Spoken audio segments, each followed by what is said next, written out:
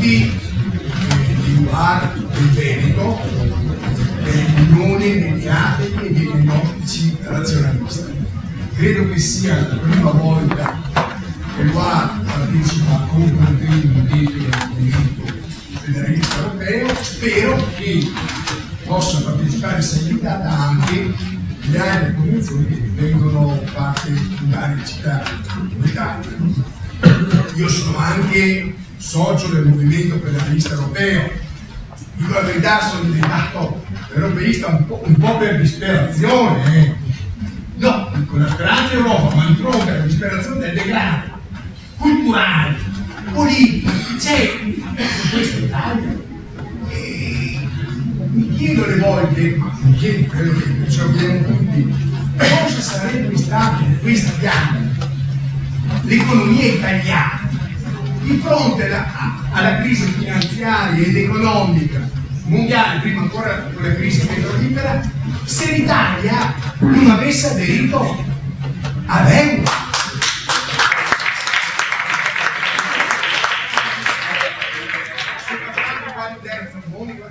Saremmo là.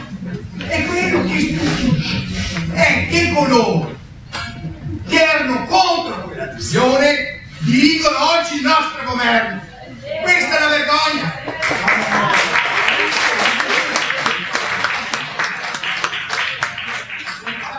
Per esempio, non è sufficiente, parlavamo che questa mattina, l'euro se non si va verso uno Stato federale europeo, occorre un organismo politico che sostiene la moneta comune. Ebbene, mi chiedo, con questi che ci sono al governo, che non hanno ancora chiesto scusa a coloro che hanno voluto l'euro e hanno fatto dei niente, sono là ai governi di 5 anni. E per loro l'Europa è quella di Borghezio, insomma, di questo figuro nazista che rappresenta gli elementi d'Italia in Europa.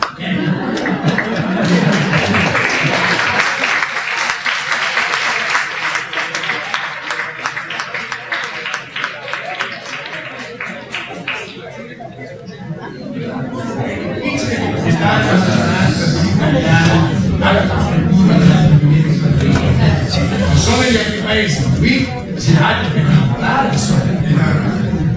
comunque l'UA si è interessato, sia chi si interessa all'Europa da un angolo visuale particolare, insomma.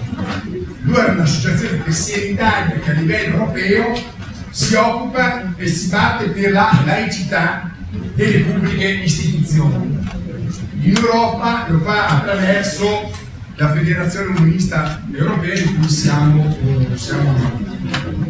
e riteniamo che la laicità delle pubbliche istituzioni sia un bene comune. Ecco, se parlavo questa mattina. Perché la laicità delle istituzioni garantisce la libertà di religione o di non religione a tutti quanti. E di fronte poi alle prospettive dell'Europa, molte religioni, intrecciarsi di religioni, sia quello della laicità per garantire.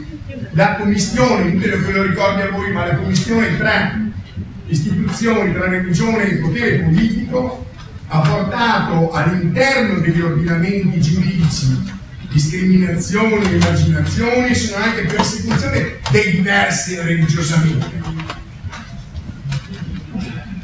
E nei rapporti fra stati, ricordiamoci qui in Europa, alle guerre di religione. E speriamo che queste radici europee siano state definitivamente estirpate. Per la libertà di tutti, atei e non atei, deve esserci una netta separazione tra gli ordinamenti politici, Stati dell'Unione Europea e le confessioni religiose.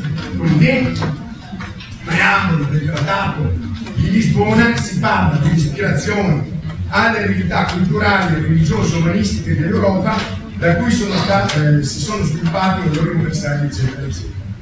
E questa affermazione generica ci va bene, perché permette sia agli atei che ai non atei di riconoscere nell'Europa moderna le ascendenze che preferiscono Noi altri, ad esempio, troviamo più appropriate le eredità dell'umanesimo e dell'illuminismo.